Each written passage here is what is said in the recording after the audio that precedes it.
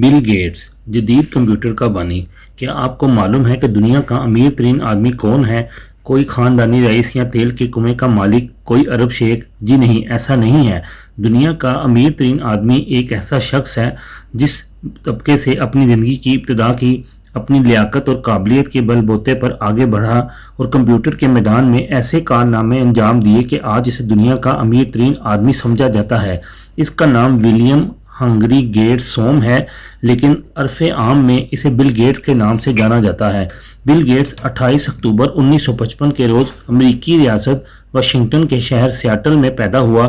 بچپن میں اسے دو ہی شوق تھے، ایک تو کھیلنا اور خوب ڈٹ کر مقابلہ کرنا، اور دوسرا کتابیں پڑھنا۔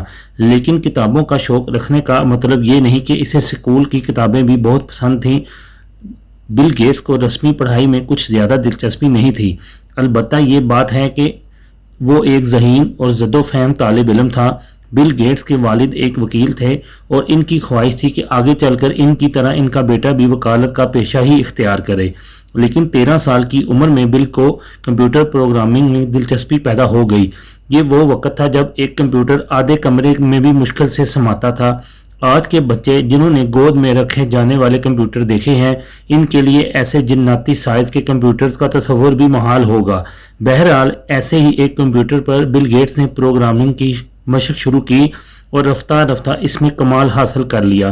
جو پہلا پروگرام اس نے بنایا وہ ایک سادہ سی کمپیوٹر گیم تھی، لیکن اس عمر میں اور اتنی کم تعلیم کے ساتھ ایک گیم تیار کر لینا بہرحال اس کی ذہانت اور فہم کا ثبوت تھا۔ گیٹس، پال اور دو اور طالب علموں نے اضافی کمپیوٹر ٹائم حاصل کرنے کی کوشش میں کمپیوٹر سینٹر کارپوریشن کا مرکزی کمپیوٹر ہیک کر لیا، یعنی اس میں خفیہ رسائی حاصل کر لی۔ چاروں پکڑے گئے کیونکہ کمپیوٹرز کو ہیک کرنا ایک جرم ہے۔ اس کی سزا انہیں یہ ملی کہ 1 سال تک ان کے کسی بھی طرح کمپیوٹر کو استعمال کرنے پر پابندی لگا دی گئی۔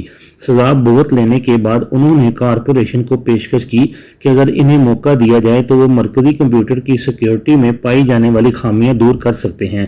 صرف 17 سال کی عمر میں انہیں ایک ایسا پروگرام تیار کرنے میں $20,000 کی خطیر رقم دی گئی جو سیاٹل شہر کی ٹریفک کا حساب کتاب رکھ سکتا تھا۔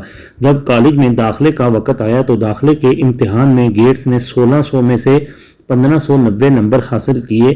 اس کے صلے میں اسے امریکہ کی صف اول کی یونیورسٹی ہارورڈ میں داخلہ مل گیا، مگر اس سنہری موقع سے فائدہ اٹھانے کی بجائے گیٹس اور پال دونوں نے پڑھائی چھوڑ دی اور مل کر ایک سافٹ ویئر کمپنی کی بنیاد ڈالی جس کا نام مائکروسافٹ رکھا گیا۔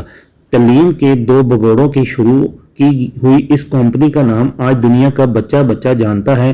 آج ہم جو کمپیوٹر استعمال کرتے ہیں اور جن سافٹ ویئر سے فائدہ اٹھاتے ہیں یا تفریح حاصل کرتے ہیں، انہیں بنانے اور عوام تک پہنچانے میں مائکروسافٹ نے بہت بڑا کردار ادا کیا۔ 1980 میں گیٹس اور پال نے IBM، جو کہ اس وقت ٹیکنالوجی کے میدان میں سب سے بڑی کمپنی تھی، کے لیے MS-DOS نامی پروگرام تیار کیا جو IBM کے ہر کمپیوٹر کو آپریٹ کرنے میں کام آتا ہے۔ یہ پروگرام ان کی زندگی کا ایک اہم موڑ ثابت ہوا۔ اس کی فروغ سے حاصل ہونے والے منافع کی بدولت انہوں نے اپنے کاروبار کو اتنی وسعت دی کہ جس کی مثال کم دیکھنے کو ملے گی۔